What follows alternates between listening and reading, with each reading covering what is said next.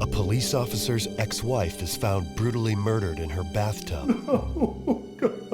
There are no suspects. You don't want to presume anybody's guilty of anything. 3 years later, the same police officer's next wife disappears. If anything happens to me, Drew did it.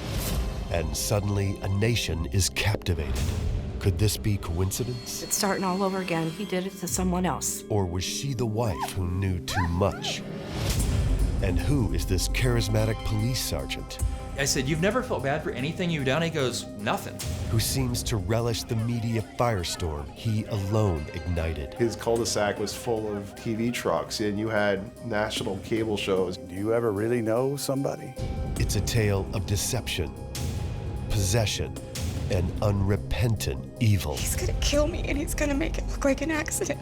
He said, "Till death do us part," and he took that vow very seriously. Meet Drew Peterson, just a cop on the beat, until murder made him famous.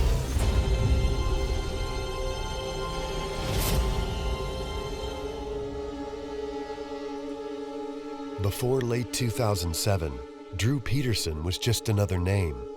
But soon the world would be mesmerized by the strange behavior and unshakable confidence of the instantly notorious killer cop.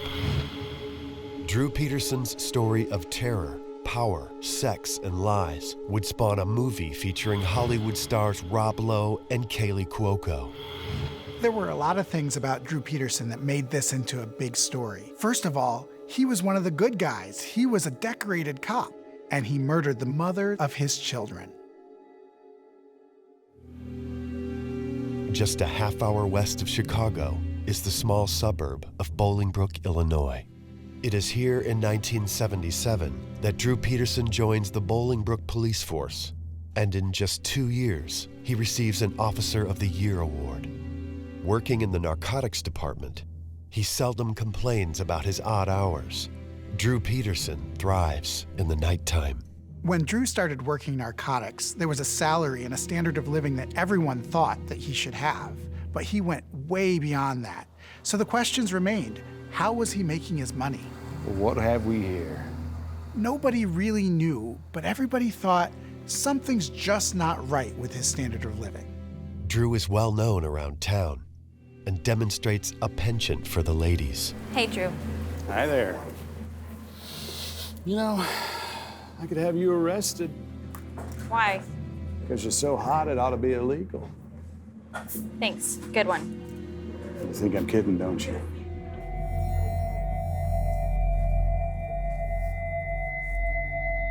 He had the badge, he had the power, and he fancied himself a ladies' man. It is in 1992 when Drew Peterson meets Kathleen Savio on a blind date. Having been divorced once and now currently married, Drew tells Kathleen that he is single. Drew was going on blind dates, but he was married. He soon divorces his second wife and makes Kathleen his third but ill-fated bride. In the beginning, they were loving. He was loving towards her. She was always loving. She was always wanting him to kiss her and hug her. The couple have 2 sons within 2 years of marriage, and Kathleen works hard to be a perfect wife and mother. But nestled in the perfect house in the perfect neighborhood, a disquieting pattern of emotional and physical abuse develops. One of these. How am I supposed to get turned on by those? Shut up, Drew. Drew Peterson wanted control. He wanted absolute control, absolute obedience, absolute say in every aspect of Kathleen's life. But that wasn't who Kathleen was. She was a spitfire, and she would fight back. Where you been? What do you mean I've been shopping? Let me see your receipt. Wait, I just needed a couple pairs of shoes, Drew. Show me the receipt! Why don't you leave me alone? And it may have cost her life. I need some romance. It is not long before Drew and Kathleen's arguments become violent. You know what? Well, maybe I'm just not attracted to you anymore. You ever think of that? Maybe you don't have anything that excites me anymore. Maybe I...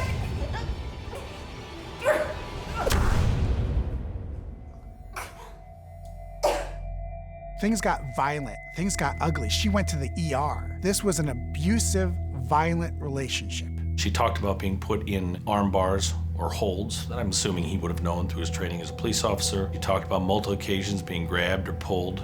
There's too many times for me to remember that many specific instances because it was a constant complaint. Kathleen turns to the police for help, but it is Drew's own friends who respond. Call after call, they fail to make an arrest, and Drew continues to silence Kathleen's cries for help.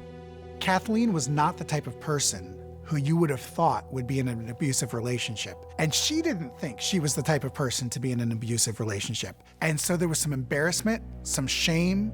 In 2001, Drew would bring more shame to their marriage. Well, hello there. Aren't you a pretty girl? Are you new here? Sort of. Sergeant Peterson, but you can call me Drew. Hi. Stacy Cales was a teenage girl who had a very rough childhood. She was working as an overnight motel clerk when she met Drew Peterson. Here, try that button right there. Okay. Just hold it down.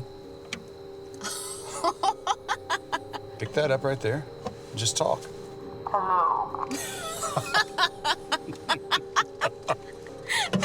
Stacy needed security. She needed somebody to look out for her. And she thought she found the perfect guy. Yes, he was 30 years older than her, but he was powerful, he was a cop. I love the way you laugh. Well, it's easy. You make me laugh. I wish my wife laughed like that. I just wish sometimes I'd made different decisions with my life. Everyone does. I mean, this job, it sucks. I can barely pay rent. What if I got you a job at the station? At the station? Sure. Administrative stuff at first, but pay's good. You would do that? Of course. I am going to take care of you. Understand? I'm your guy.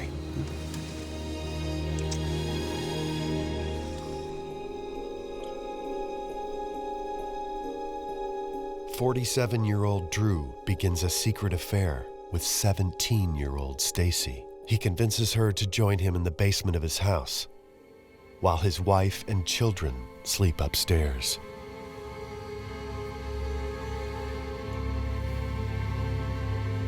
But it isn't long before Kathleen finds out.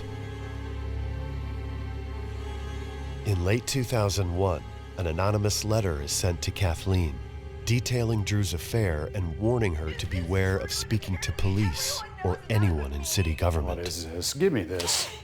Is it true? So what, do you like kids now, Drew? Is that it? I'm not young enough for you? And Kathleen's finding out about this when it's too late for her to do anything. So there's no turning back at this point. After 11 years of marriage, Kathleen files for divorce. But to add insult to injury, Drew moves himself and teenage girlfriend Stacy Cales into a house approximately a quarter mile from Kathleen. Stacy is soon pregnant, and things come to a head when Drew brings Stacy with him to drop off his children with Kathleen. Why are you bringing her in my house? My kid's in the car. Get her out of here. Shut up, you old hag. Don't you talk to me like that. You get her out of here right now. I'm not... What is wrong with you? Oh, get her off Stacy. I Get take off care of me. Drew videotapes the fight. Then he pins Kathleen to the ground and has her arrested for assault on Stacy. So now they're in the middle of an ugly divorce, and she wants half. Drew stood to lose a lot of money. Half their marital assets, his pension, which meant an awful lot to Drew. And that's not something Drew had in his plans, and he was gonna find a way for that not to happen. Early on in the divorce, when I represented her, she told myself and anybody else who would listen that he was telling her he would kill her, make her look like an accident. Kathleen writes a letter to the state's attorney about the threats. She sends a copy to the news media. She tells them Drew knows how to manipulate the system, and his next step is to take away the children or kill her instead. She wrote a letter to the state's attorney because she feared for her life. She had nowhere else to go. No one helped her. No one helped her. No one responded to her. So she said, if anything happened to me, this is what I'm doing. I'm writing everything about what is going on with my life. Meanwhile, Drew grows more and more desperate to hold on to his money. Shut up. Listen to me. You will never get a dime out of me. You understand? I will kill you if you try to take my sons away from me. Are you getting this? Do you want to press charges? He wanted to control her. He wanted to make her life miserable. She was a laughing person. She was the crazy one, not him. She slept with a knife under her mattress. It became very difficult and she feared for her life. The police responded 18 times to that house, and Drew Peterson was never arrested. He was not so much as handcuffed and put in the back of the car, because Drew was one of them. She told the police, she told friends. I saw her tell a state's attorney. I don't know what else Kathleen could have done.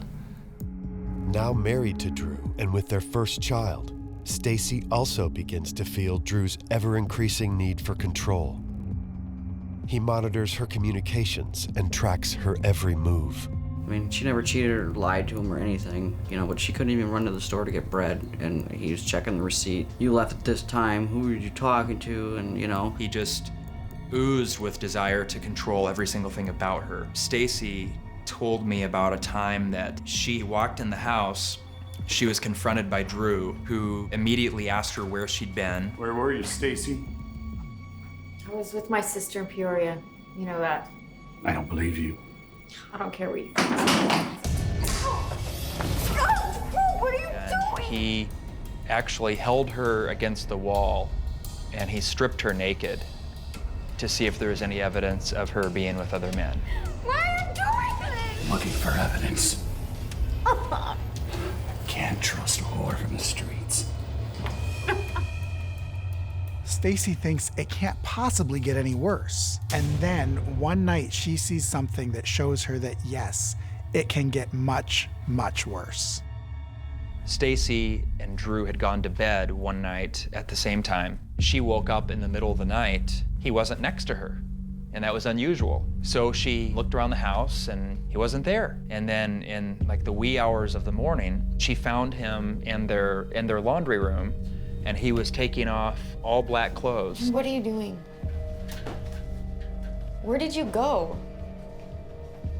Drew, what were you doing? But he dumped something else in there. You know what I was doing. She said that she looked in the washing machine, and not only were Drew's black clothes there, but there were women's clothes that weren't hers. The clothes belong to Drew's ex-wife, Kathleen, and Stacy fears the worst.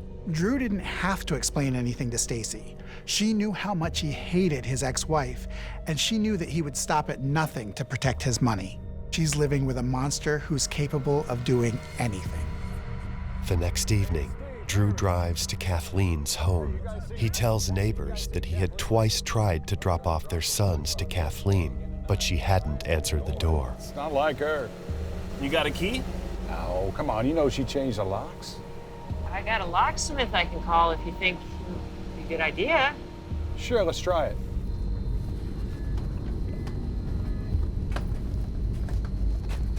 I better stay out here. She reported me once before. Here you go, folks. Thank you, sir. Knock, knock. Kathleen? It is clear that Drew had another reason why he wanted somebody else there. It was almost like he was setting them up.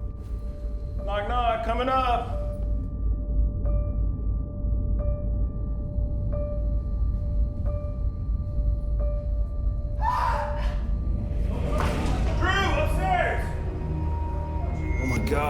Oh my God, oh my God, Drew! Oh God, dude! Kathleen is found dead in a bathtub. The police said, well, because Drew Peterson is one of us, we can't actually investigate this, so we'll call in the state police. The only problem is that the state police was not used to doing homicide investigations. The state police don't do a lot of homicides. They do traffic and drug interdiction, things like that. The lead investigator had never worked a homicide. To state police, who had no knowledge of Drew's violent relationship with his ex-wife, it appears that Kathleen slipped and fell, hit her head, and drowned before the water drained from the tub. So a woman is found dead in the bathtub as she's going through an acrimonious divorce, and somehow it's not classified as a crime scene. People are free to come and go as they please, including Drew Peterson, and they let him stay and walk around that house like he owned it. They really hadn't investigated it at all. They collected no evidence. They really didn't pursue it at all. This woman died and they immediately decided it was accidental. If I walked into a bathroom with a woman didn't look at all like a position a person would fall into, I would investigate and look for evidence. Sergeant Drew Peterson and his young wife Stacy are questioned about the death. He was questioned at his own department in the break room instead of being pulled into an interview room at the state police. He was allowed to sit with his wife, Stacy, when she was questioned, which is absurd. It's really no secret that you used to fight a lot with Kathleen, Stacy. So I've got to ask you a few questions. He coached her to lie to the police about what he had done, that he had killed Kathleen Savio. Drew wasn't trying to hide this murder from Stacy. In fact, he was trying to help pull her in so that she would be just as culpable as he was. When was the last time you fought with her? It was like 3 months ago. Okay. And what were y'all fighting about? She kept calling me names, so. Such as? After questioning, the couple returns home. Less than 1 month later, an autopsy report notes Kathleen's blood-soaked hair, bruises on her body, a 1-inch gash on the back of her head, and blood in the dry bathtub. The undisturbed objects surrounding the tub tell no tales of a fall. And much to the shock of friends and family, the coroner declares this an accidental drowning. So now when you hear that and hear about that evidence, you wonder, how could you have slipped and fell? If you slipped and fell, you would have fallen out. I was frustrated, sad, angry, didn't know what to do next. How would I go on with my life if I knew it wasn't an accident? What do I do?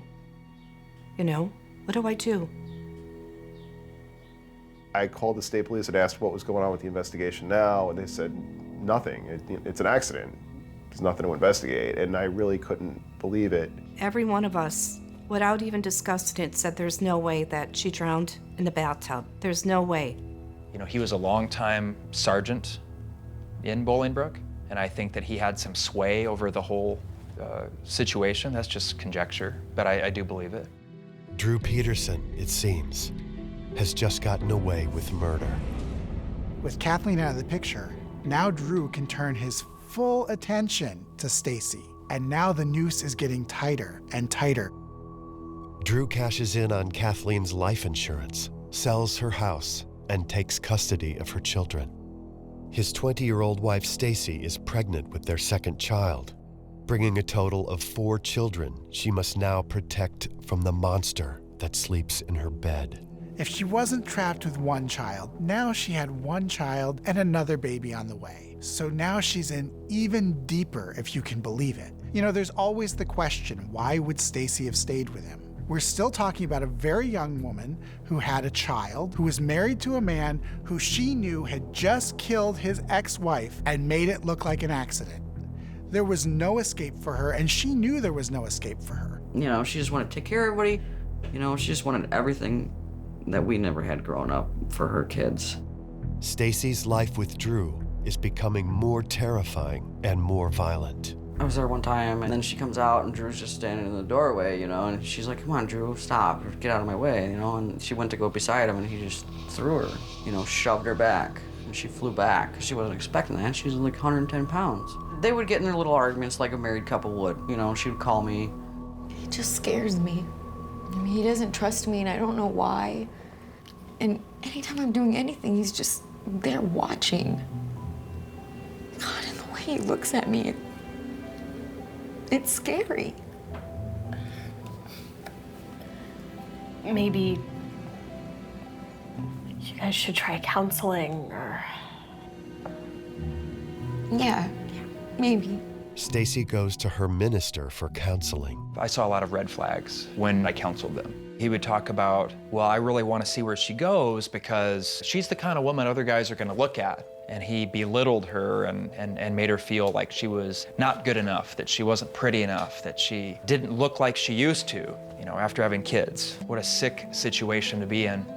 He's tracking her phone. He's wondering where she is. He's accusing her of having affairs with other men, younger men. But then, like, as things progressed, everything just got worse and worse. It was total control of all facets of life. Financial, friends, where you could go. He knew how to manipulate the system, manipulate people, follow people, track people. But I think there were times when he was very good at isolating her as well and keeping her from being able to go where she wanted to or to reach out for help when she needed help. And that just tends to be the typical MO of a domestic abuser. She got in way over her head, and she had no idea what's next. All she knows is that she can't go to police now. She can't do anything but have this baby and just hope he doesn't kill her. The thing about Drew was that he wanted to take control of the situation and make sure that he could manipulate it the way he wanted it to be. I got a call from Drew, and he said, I'd love to talk with you. And I went out and we got in the car and we drove all over Bolingbrook. He definitely wanted to convince me that there was something wrong with her emotionally, mentally. He kept talking about how at that time of the month, she just acts crazy. Meanwhile, Drew Peterson has been turning Stacy into his own living doll. She doesn't even have her looks to herself anymore. He has a say on everything. She gets LASIK, she gets breast implants, she gets all this work done, paid for by Drew. There are consequences if she doesn't do everything that he tells her to do. But Stacy has finally had enough. Stacy looked at me and she goes, so how do you feel about me getting a divorce from Drew? I'm scared. And then she kind of looked at me and she's like, what do you mean? And I said, well, look what happened to Kathleen. Then her face turned pale white. Stacy Peterson meets with Reverend Neil Shorey for what will be the last time. August 31st, 2007, I'll never forget the day. She said, he did it. And I said, he did what? And she said, Drew killed Kathleen. She said that I was the only person that she had told. And I said, what do you want me to do with what you've told me? And she said, I just want you to keep it to yourself. And I did, and I wrestled with that. I wondered if that was really the right thing to do. Immediately after I left, I checked my voicemail, and it's Drew Peterson. Drew Peterson leaves a voicemail with Reverend Shorey, stating that he is aware of Stacy's meeting with him that morning. Then, oddly, he invites the Reverend to take a flight with him aboard his ultralight aircraft. I wonder if he knows that Stacy just told me what he's done. Can you imagine getting a phone call from somebody who you know has murdered somebody who says, hey, let's go up in my plane? Who knows what would have happened if he'd gone? Stacy contacts the only authority figure left who can actually help her, Kathleen Savio's divorce attorney, Harry Smith. Stacy, then Peterson, who was obviously very adversarial in nature to me during the Kathleen Savio divorce, she called me to talk to me about her plan to divorce Drew. In the interest of providing for her children, Stacy drops a bombshell. She has 2 little kids, and one bit of information, one thing that might be able to help her figure out how she's going to provide for these children, and that's the knowledge of what Drew had done. She asked me if we could get more money in the divorce if we threatened to go to the police and tell them how Drew killed Kathleen. And that was sort of a big stopping point in that first conversation I had with her. Stacy fails to grasp that withholding the knowledge of Drew's crime is a felony in and of itself. You know, I had to tell her right then and there, no, that's a crime you committed. I mean, that's concealment of a homicide possibly, that's a felony. Concerned for her safety, Harry Smith asks Stacy one very important question. Did he know that she was talking to a divorce attorney? I don't think he would have been happy knowing she was talking to me. I did caution her about that on the phone, and she assured me that he didn't know about the cell phone that she was calling me from. I certainly had grave concerns in talking to her. Stacy had now told 2 people about this murder, and before you know it, it's out there. 2 days before Stacy's disappearance, her sister Cassandra desperately tries to get Stacy to leave with the children. Like I am telling you, Cassandra, if anything happens to me, Drew did it. And like my heart stopped, and I said, let's go right now. I said, no, we're packing up the kids and we're going. And she goes, no, I can't, because if I take the kids, he's the breadwinner. Exactly what she said. He's the breadwinner. Money doesn't buy happiness, you know, and Stacy knew that. She never wanted that. She just wanted to be loved, something we never really got when we were little. On October 27th, 2007, Drew and Stacy Peterson have their last fight. Hey, man, thanks for coming over. Hey, can you smell moving something? Yeah, it's up here. That evening, Drew calls his stepbrother, Thomas Morphy, and asks him if he will help him move a heavy container from his home. He recounts that the container was warm to the touch and very heavy. The next day, Cassandra cannot reach her sister. So Stacy's sister tried to call her, and she had 2 numbers to try and reach her on now, her regular cell phone and her secret cell phone. She didn't answer either one. Based on her knowledge of Drew and Stacy's volatile relationship, Cassandra fears that Drew is responsible for her sister's disappearance. I'm calling about my sister, Stacy Peterson. She's been missing since yesterday. I feel like her husband, Drew Peterson, might have something to do with it. Stacy is officially listed as missing on October 29th, 2007. But Stacy's family suspects she's not just missing. They fear she's already dead. She wouldn't leave her kids. She wouldn't leave me. Meanwhile, Drew Peterson is going around telling people that Stacy had left him for a younger man. He was saying that she left her car at the town airport, and she had gone to some Caribbean destination with a guy that he never identified and who apparently was never reported missing himself. Newspaper reporter Joseph Hosey and his editors are the first to connect Kathleen Savio's death with Stacy Peterson's disappearance. I was probably getting ready to go home when my boss came up to me and said, hey, remember that guy, Drew Peterson, you wrote about a few years ago, whose wife was in the bathtub? I was like, of course I remember. And he's like, well, his current wife is missing. And I was like, really? It is not long before Reverend Shorey reads some alarming news. On the front page, it says, you know, police officer's wife goes missing. I ran and found my wife, and I said, I know what happened. I know she's not just missing. Within days, you had his cul-de-sac was full of TV trucks. Look, I don't have a statement to make. I know you're doing your job. Please remember this is a neighborhood with other people living in it, all right? Reporters are now asking questions about Kathleen Savio's drowning, and the Savio family thinks Drew has killed again. My heart broke because it's starting all over again. He did it to someone else. Everybody was looking for Stacy. Everybody wanted to know where she was. The one person who didn't have to do any of that was Drew Peterson, who said, oh no, she's with her boyfriend. Drew Peterson avoids the media at first, but it is not long before he considers himself a star and hams it up for the world to see. I think Drew's behavior was highly suspect in how he would laugh inappropriately and make jokes and flirt with reporters. I mean, just highly inappropriate behavior. Don't let it scare you. Come on, really give some gas. I think people are drawn to that. The media was morbidly fascinated. Please go home. Please leave me alone. Please don't get involved in my little world.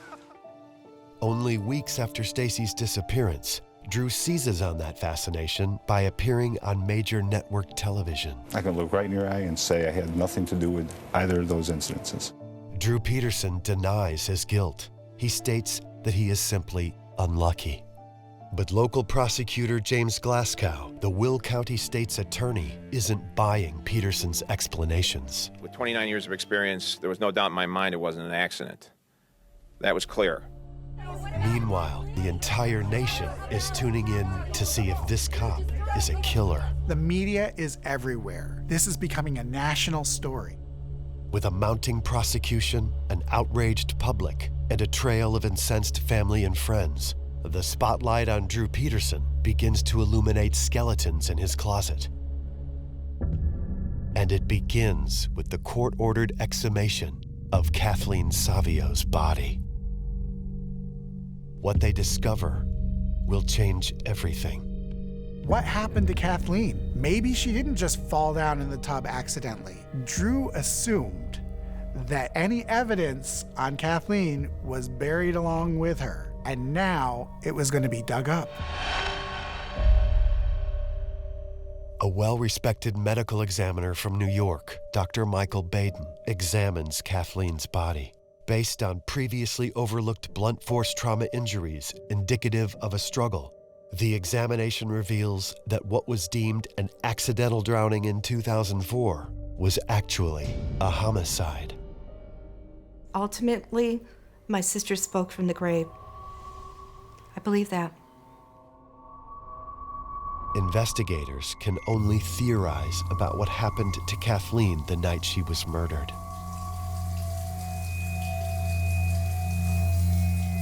They speculate Drew snuck into her home and surprised her.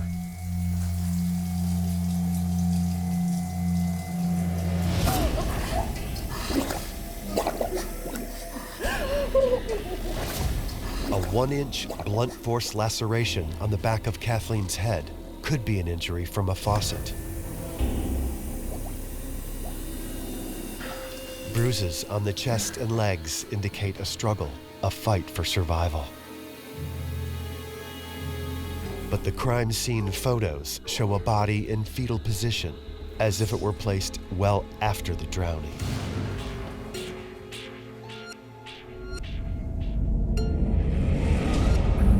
Drew steadfastly declares his innocence of both Kathleen's murder and current wife Stacy's disappearance. He unabashedly basks in the light of the public eye. They're calling Drew a suspect in his fourth wife's potential homicide since no one can find her.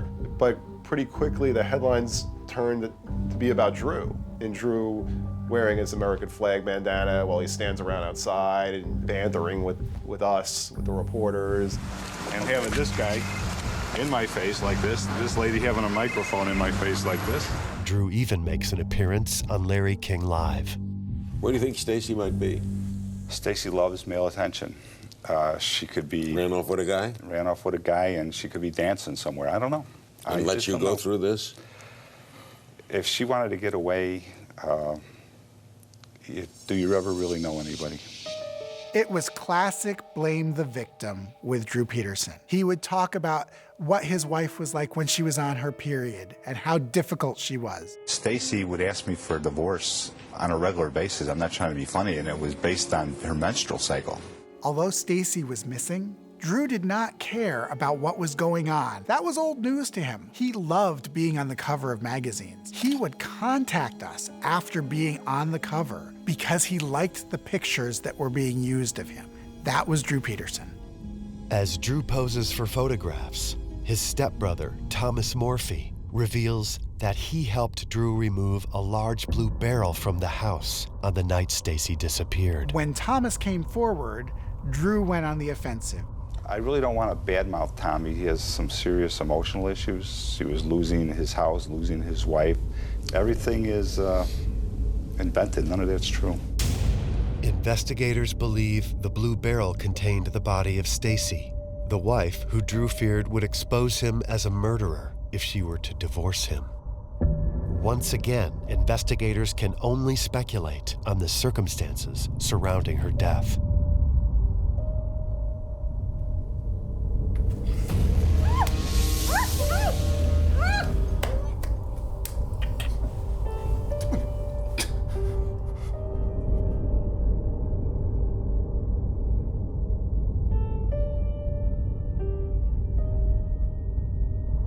Drew killed her. He knows it.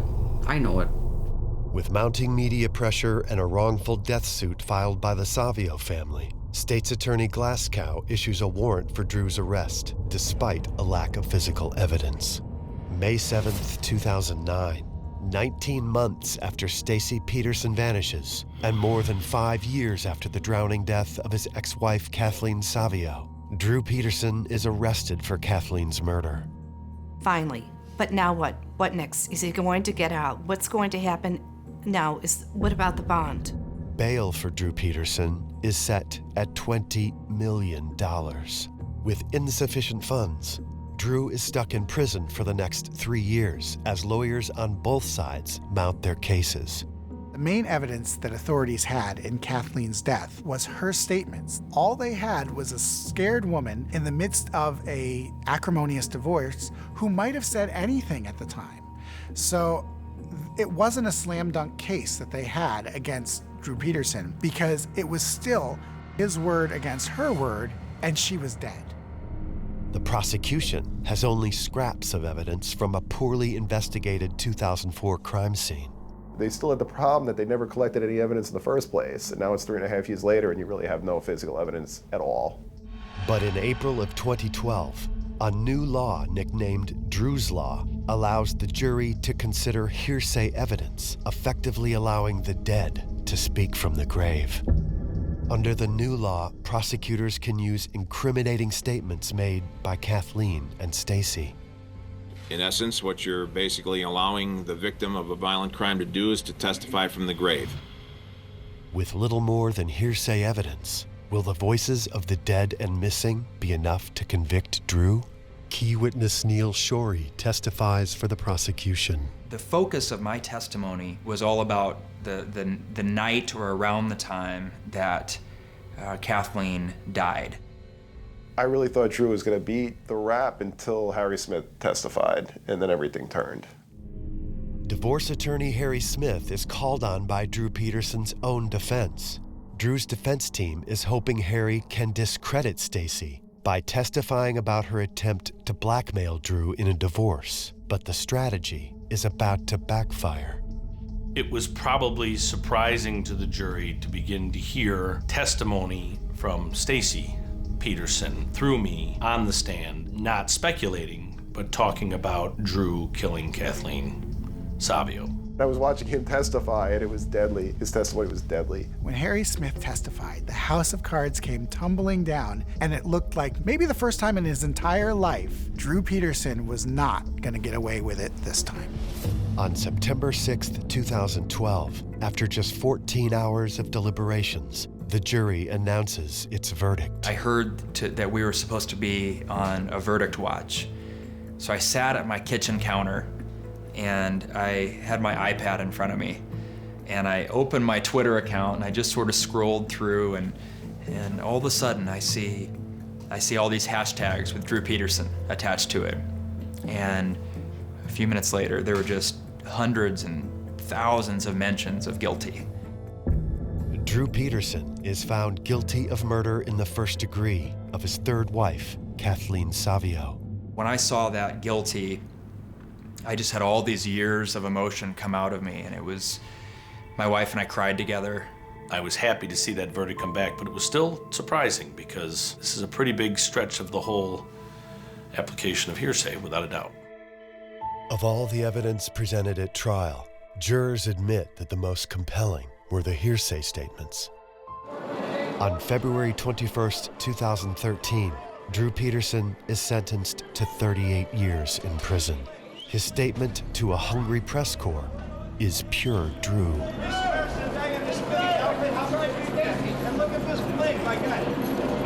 I thought he would have got more, just more, but I was happy that when I added all the numbers up that he would be in there until he was in his 90s. It keeps him in there. It's a death sentence. 38 years is a death sentence. He's gonna die in there. I mean, the guy's a dead man walking. He looks horrible. And it makes me feel wonderful. But even behind bars, Drew Peterson proves he can be as deadly as ever. He supposedly tried to put a hit on Jim Glasgow, the prosecutor in Will County who convicted him. It just shows that he thinks he's above the law, even in jail. If convicted, Drew faces another 60 years in prison. He's got an appeal pending on his murder conviction, but if I was a betting man, I wouldn't bet he's gonna win any appeals. To this day, I think he's a dipped and dyed sociopath. Drew Peterson was convicted for Kathleen's death, but Stacy's disappearance is still unsolved. There's a family and there are friends who are searching for answers on what happened to her. Cassandra continues to search for her sister Stacy with her own trained cadaver dog. I'll give him everything I have and own to know the answers. I don't even need the answers. I just want to bring my sister home and give her the final burial. My hope for Stacy's family is to get justice. I really don't think she'll ever be found. I really don't think Drew will ever be charged with doing anything to her. But I also really don't think Drew's ever getting out of prison anyway. Drew doesn't care about Kathleen. He doesn't care about Stacy. He doesn't care about their family. It's all about him. He is worthless. The families of Stacy Peterson and Kathleen Savio know how their loved ones would want to be remembered. She'd want to be remembered as a fighter. She was a fighter to the end. It's always hard to believe that human beings can treat each other in a manner like this. You can never totally protect yourself from anything, I suppose. There's no safe place for a woman who is married to a police officer that is dead set on getting rid of her. There's just not. I know more about domestic violence now than I ever did because there's so many Drew Petersons out there. I think Stacy would want to rescue other women that are in her exact situation. Drew Peterson remains in the Menard Correctional Facility in Chester, Illinois, where he is appealing his conviction. The body of Stacy Peterson has never been found.